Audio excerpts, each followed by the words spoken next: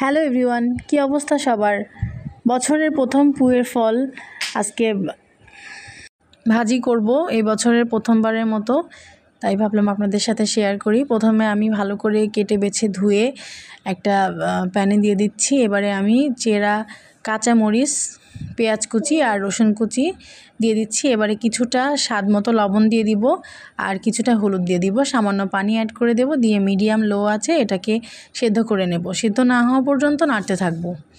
তো এই যে মোটামুটি পানি শুকিয়ে আসছে আর সেদ্ধ হয়ে গেছে। এবারে আমি ওই প্যানেই তেল গরম করে কিছুটা পেঁয়াজ কুচি দিয়ে পেঁয়াজটা লাল হওয়া পর্যন্ত ওয়েট করব, তারপরে সেদ্ধ করে রাখা পুয়ের ফলটা দিয়ে দিব। দিয়ে মোটামুটি 4-5 মিনিটের মতো নাড়ব। বেশ একটু মাখো মাখো হয়ে আসলে নামিয়ে নিব। তো এই যে আমার পুয়ের ফল ভাজি রেসিপি রেডি। সবাই ভালো থাকবেন। আল্লাহ হাফেজ।